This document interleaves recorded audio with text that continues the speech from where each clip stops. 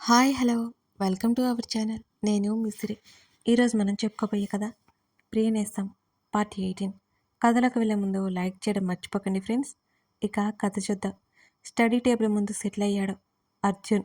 వెనక్కి వాలి కళ్ళు మూసుకున్నాడు. అతను ఆ టైంలో అక్కడికి వెళ్ళకపోతే ఏమయ్యేదో తలుచుకుంటేనే అతనిలో వణుకు పుట్టింది. అతని చేతులు బిగుసుకున్నాయి. అతని ముఖం మరింత ఎర్రగా మారింది. ఆఫీస్ బయట అర్జున్ కోసం వెయిట్ చేస్తుంది సుమ. ఆ సాయంత్రం ఏమైందో అతను గుర్తు చేసుకుంటున్నాడు. బయటకొచ్చాడు అర్జున్. సుమని ఇంతకుముందు ఎప్పుడూ చూడలేదు అతను. సుమ మాత్రం 1-2 సార్లు అతన్ని చూసింది. పరోక్షంగా అతని ఆఫీస్ గురించి ఒక వెబ్సైట్లో కూడా చూసింది సుమ. అర్జున్ జీపు గేటు దాటి బయటికి రాగానే గట్టిగా పిలిచింది. అర్జున్ సార్ అని అరిచింది. అర్జున్కి తనే డ్రైవ్ చేసుకునే అలవాటు ఉంది.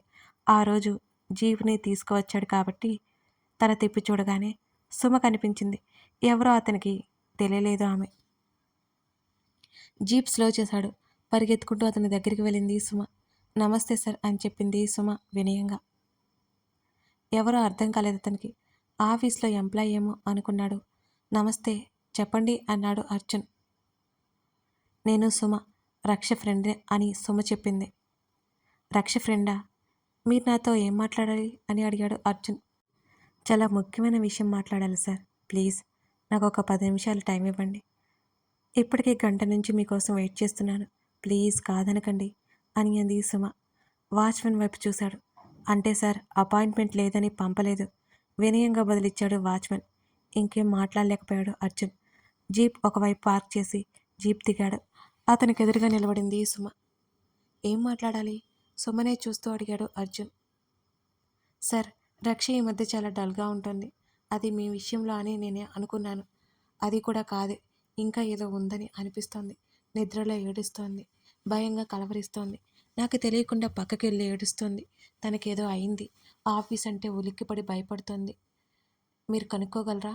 స్నేహితురాలి పట్ల బాధ్యత, ప్రేమ సుమ ముఖంలో కనబడుతున్నాయి అర్జున్కి. నీ ఫ్రెండ్ మీతో చెప్తుంది కదా, మీరు అనుకున్నట్టు కాదేమో అన్నాడు అర్జున్. లేదు సార్, నాతో అన్నీ చెప్తుంది. కానీ ఇది చెప్పుకోలేకపోతుందని నాకు అనిపిస్తోంది. ఆఫీస్లో వర్క్ టెన్షన్ అనుకోండి. రక్ష హార్డ్ వర్క్ చేస్తుంది. పనికి భయపడే రకం అయితే కాదు. అది కాదు, ఇంకేదో ఉందనిపిస్తుంది సార్ అని అంది సుమ. నాతో చెప్తున్నారు ఎందుకిదంతా? రక్ష నేనంటే కోప్పడుతుంది కదా, చేతులు కట్టుకుని అడిగాడు అర్జున్. దాని మొహం, మీరంటే దానికి బోల్డంత ఇష్టం. కానీ అనాథనంటూ బాధపడి మీకు దూరంగా ఉంటుంది. మీ ఫ్యామిలీ తనని ఒప్పుకోరని తన భయం. అలాంటప్పుడు మీకు దగ్గరయ్యి దూరం అవడం కంటే అసలు దూరంగా ఉండడం మంచిది కదా అని అది అనుకుంటోంది పిచ్చిది. మీ నుంచి అలాంటిదేమీ ఉండదన్న భరోసా వస్తే చాలు. తన ప్రేమ అనంతం చెప్తున్న సుమకళల్లో వెలుగు కనిపించింది అర్జున్కి. సరే నేను కనుక్కుంటాను. రక్ష ఆఫీస్ వైపే వెళ్తున్నాను. తనని పిక్ చేసుకుంటాను, మాట్లాడతాను చిరునవ్వుతో చెప్పాడు Arjun. Thank you sir, thank you so much. అక్కడి నుంచి వెళ్ళిపోయింది సుమ. సుమ చెప్పింది మొత్తం విన్నాక అసలు విషయం ఏంటో అర్థమయ్యి అర్జున్కి రక్ష భయం బాధ ఏంటో అతనికి తెలిసాయి. అతని ముఖం మీద చిరునవ్వు వచ్చింది. రక్ష ఆఫీస్ వైపు బయలుదేరాడు అర్జున్. రక్షకి ఫోన్ చేసింది సుమ. ఎంతకి ఫోన్ కలవకుండా స్విచ్ ఆఫ్ వస్తుంది. రక్ష ఇలా నెగ్లెక్ట్ ఎప్పుడు ఉండదు. ఫోన్ ఎప్పుడు ఆన్లోనే ఉంటుంది. అదే విషయం అర్జున్కి చెప్పింది. అప్పటికే సాయంత్రం 6 దాటింది. చీకట్లు నగరాన్ని కమ్ముకుంటున్నాయి మెల్లిమెల్లిగా. రక్ష ఆఫీస్కి చేరుకున్నాడు అర్జున్. ప్రణయ్ గురించి వాచ్మెన్ని అడిగాడు. అందరూ వెళ్ళిపోయారని వాచ్మెన్ చెప్పాడు. రక్ష గురించి వాచ్మెన్ని అడిగాడు అర్జున్. లోపల ఎవరూ లేరు సార్, అందరూ వెళ్ళిపోయారు అని చెప్పాడు వాచ్మెన్. వెంటనే సుమకి కాల్ చేశాడు అర్జున్. సుమ రక్ష వచ్చిందా అని అడిగాడు. లేదు సార్, రాలేదు. ఇంకా ఆఫీస్లోనే ఉంటుందేమో. పని తప్ప ఏమీ తెలియదు చెప్పుకుపోతుంది సుమ. నేను చూసుకుంటాను అని కాల్ కట్ చేశాడు అర్జున్. వాచ్మెన్ కళ్ళల్లో కంగారు కనిపెట్టేశాడు అర్జున్. జీప్ని అక్కడి నుంచి మళ్లించాడు. జీప్ గేటు దాటబోతుందనగా ఒక స్లిప్ అర్జున్ వైపు విసిరేశాడు వాచ్మెన్. అర్జున్ చూడగానే ముఖం తిప్పుకున్నాడు. జీప్ని కాస్త ముందుకు తీసుకెళ్ళి ఆపి ఆ స్లిప్లో ఏముందోనని ఓపెన్ చేసి చూశాడు అర్జున్. రక్ష మేడం లోపలున్నారు. లోపల ఏదో జరుగుతుంది సార్. మా బాస్ నుంచి రక్ష మేడంని కాపాడండి. మా బాస్ మంచివాడు కాదు. పోలీసులకు ఫోన్ చేయండి. నా పేరు చెప్పకండి. నన్ను బ్రతకనివ్వరు అని రాసి ఉంది. వెంటనే లోపలికి పరిగెత్తాడు అర్జున్. క్షణమైనా ఆలస్యం చేయకుండా ప్రతి ఫ్లోర్ చెక్ చేసుకుంటూ టాప్ ఫ్లోర్‌కి వచ్చాడు. అక్కడ బయట డోర్ దగ్గర ఒకతను కనిపించగానే అతని దగ్గరికి నడిచాడు అర్జున్. అతని ముఖంలో కంగారు కనిపెట్టేశాడు అర్జున్. అక్కడి నుండి మేనేజర్ అతన్ని కొట్టిపడేసి రక్ష కోసం లోపలికి వెళ్ళాడు. రక్షని ఆ పరిస్థితిలో చూసిన అతని హృదయం ద్రవించిపోయింది. ఆ మేనేజర్‌ని చావకొట్టి వదిలాడు. పోలీస్ కంప్లెయింట్ ఇవ్వాలి అనుకున్నాడు. అదంతా రక్షకి పెద్ద ఇష్యూగా మారుతుందని అతను ఆగిపోయాడు. లేవకుండా కొట్టి కొట్టి పడేసి వచ్చాడు.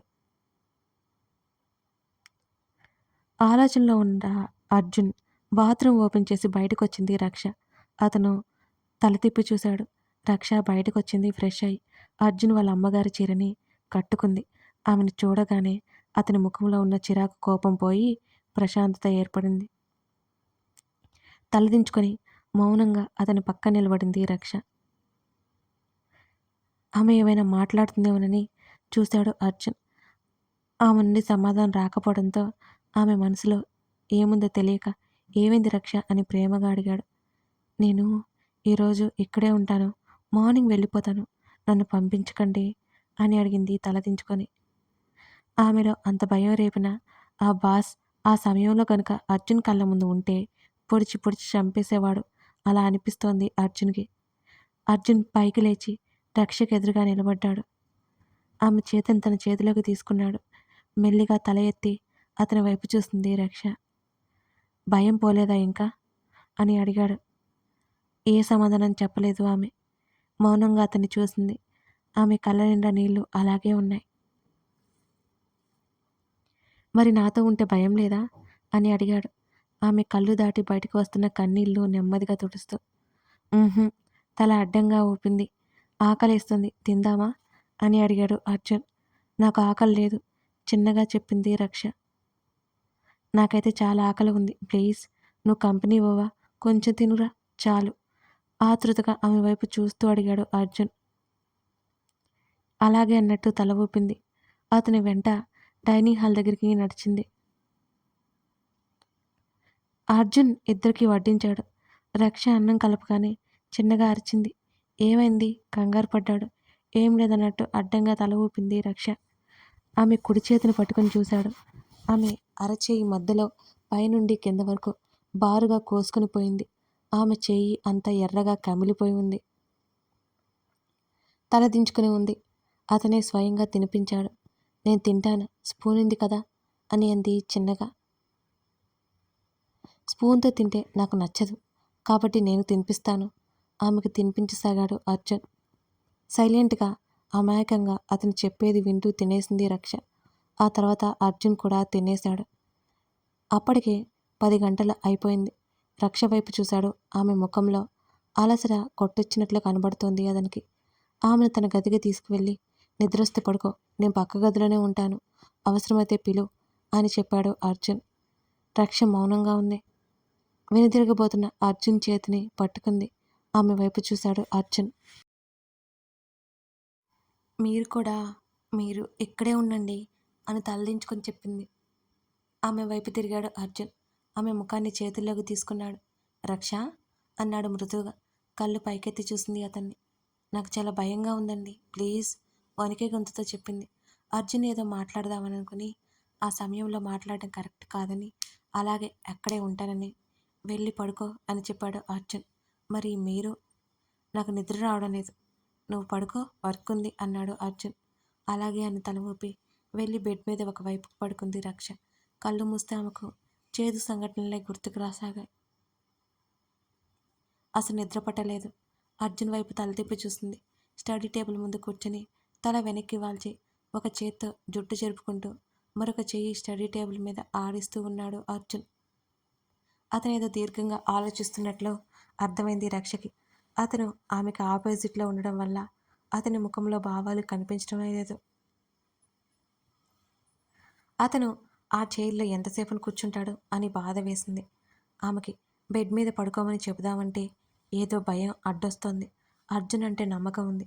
కానీ చిన్నప్పటి నుంచి ఆమె పెరిగిన ఆ పరిసరాలు తలుచుకొని ఆమె నమ్మకం కూడా ఏదో ఆ నమ్మకానికి పొర కప్పేసినట్టయింది. ఆలోచనల నడుమ ఎప్పటికో నిద్రపోయింది. అర్జున్‌కి నిద్ర రాలేదు. లేచి రక్ష వైపు చూశాడు అర్జున్. ఒకవైపుకు తిరిగి ముడుచుకొని పడుకొని ఉంది. ఆమె దగ్గరికి నడిచాడు.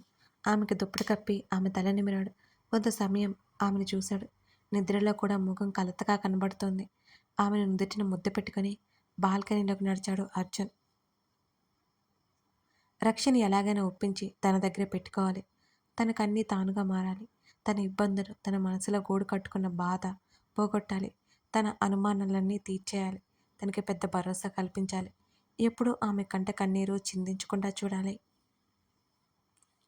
ఇలా అతని ఆలోచనలు చాలా సమయమే కొనసాగాయి. రక్ష అరుపులు వినిపించే అర్జున్‌కి పరిగెత్తుకుంటూ లోపలికి వెళ్ళాడు. కంగారుగా అనిపించింది అతనికి కూడా.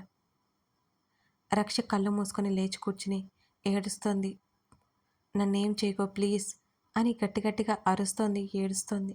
రక్ష పిలుస్తూ ఆమె పక్కన కూర్చుని ఆమె చేతిని పట్టుకుని భుజాన్ని కదిలించాడు. అయినా స్పృహలోకి రాలేదు రక్ష. రక్ష, ఒకసారి నా వైపు చూడు. నేను అర్జున్ని. ఆమె తలని తన ఛాతీకి ఆనించుకున్నాడు. అయినా ఆమె కలవరిస్తూ ఏడవడం మాత్రం ఆపనే లేదు. వాటర్ తీసుకుని ఆమె ముఖం మీద చల్లాడు. మెలకువ వచ్చింది రక్షకి. అరవడం ఆపేసింది. ఆమె శరీరం సన్నగా వణుకుతోంది. ఆమె శరీరం చెమటతో నిండిపోయింది. ఆమె చీరపౌట అస్తవ్యస్తమైంది. అలా ఆమె శరీరాన్ని కూడా పట్టించుకోకుండా ఒక విధమైన భయంతో ఆమె మెదడు ఆ సంఘటనలని ఇంకా మర్చిపోలేదు అని అర్థమైంది అతనికి. చీర చెంగు ఆమె భుజం మీద వరకు కప్పాడు అర్జున్. ఆమె ముఖాన్ని తుడిచాడు. రక్ష మృదువుగా పిలిచాడు. అతనికి ఇంకా కంగారు తగ్గనే లేదు. అర్జున్ని చూసింది. వెంటనే అతన్ని హత్తుకుంది రక్ష. మీరెక్కడ ఉన్నారు? వాడు వచ్చేస్తున్నాడు. భయంతో ముక్కలు ముక్కలుగా చెబుతోంది రక్ష. నిద్రలో కూడా ఆమెని భయం వదల్లేదు అని అతనికి అర్థమైపోయింది. అర్జున్ మనసంతా బాధ కమ్మేసింది. అతని గొంతుకేదో అడ్డుపడ్డట్టు మాట రాలేదు ఇక. ఆమెను హత్తుకుని వెన్ను నిమరసాగాడు. నేను నీతో ఉన్నాను. ఎక్కడికి వెళ్ళలేదు. వెళ్ళను కూడా. సరేనా? నువ్వు భయపడకో. ఆమెను తనలో పొదువుకున్నాడు. అలాగే వెనక్కి వాలి ఆమె తలని తన హృదయం మీద పెట్టి పడుకోబెట్టుకున్నాడు అతను. అతని షర్ట్ గట్టిగా పట్టుకుంది రక్ష. అలాగే ఆమె నిద్రపోయింది. అర్జున్ ఒక చేతిని తల కింద పెట్టుకుని మరొక చేత్తో రక్షని చుట్టేసి అలాగే సీలింగ్ వైపు చూస్తుండిపోయాడు.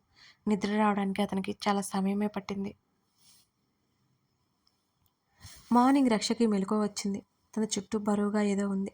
మెల్లిగా కళ్ళు తెరవడానికి ప్రయత్నం చేసింది. కళ్ళు బాగా మండుతున్నాయి. తన చేత్తో కళ్ళు నిలుముకొని మెల్లిగా కళ్ళు తెరిచింది రక్ష. అర్జున్ వైపు తిరిగి పడుకోవడం వల్ల ఆమె కళ్ళు తెరవగానే అతని ఛాతీ, అతని గడ్డం కనిపించాయి. ఉలిక్కిపడి దూరం జరగాలి అనుకుంది. ఆమె కదలగానే అతని చేయి ఇంకాస్త బలంగా ఆమెను దగ్గరికి లాక్కుంది. ఆ స్పర్శలో సెక్యూర్ ఫీలింగ్ తప్ప అభద్రతా భావం తెలియలేదు ఆమెకి.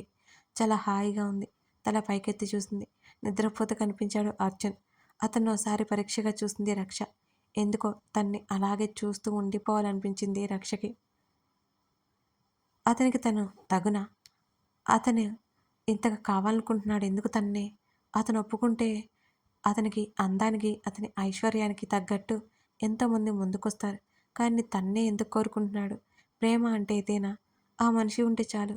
అతని పరిస్థితులు అవేమి అడ్డుకావు. కేవలం ప్రేమ ఉంటే చాలు. ప్రేమించే మనసుంటే చాలు. ఇందుకే అంటారేమో. మిమ్మల్ని కాదు అనుకోవాలని అస్సలు లేదు. కానీ మీకు తగనను. నన్ను పెళ్లి చేసుకుంటే మీరు చాలా ఫేస్ చేయాల్సి వస్తుంది. ఏ ఆధారం లేదు నాకు. చెప్పుకోవడానికి ఏ బంధము లేదు అని కన్నీరు పెట్టుకుంది రక్ష. అతని కోసం తను ఏమి చేయగలదో, అతన్ని ఎలా సంతోషపెట్టగలదో, నిజానికి తన ప్రేమ పెళ్లి మీద నమ్మకం లేదు. ఎప్పుడు పెళ్లి చేసుకోవాలనే ఆలోచన కూడా లేదు. సుమ పెళ్లి అవగానే తను సంపాదించిన వాటిలో ఎవరికో ఒకరి సాయం చేయాలని అనుకుంటూ ఉండేది రక్ష.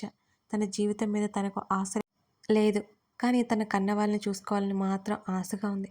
అది తీరని ఆశ అని తనకి తెలుసు. ఇక ఏ బంధం తనకి వద్దు అనుకుంటోంది ఈ రక్ష. తను పెంచి పెద్ద చేసిన ఆశ్రమానికి తన జీతం ఇవ్వాలనుకుంది. తనలా ఎవరు కష్టాలు పడకూడదనుకుంది. తనకు తోచిన సాయం చేయాలనుకుంది రక్ష.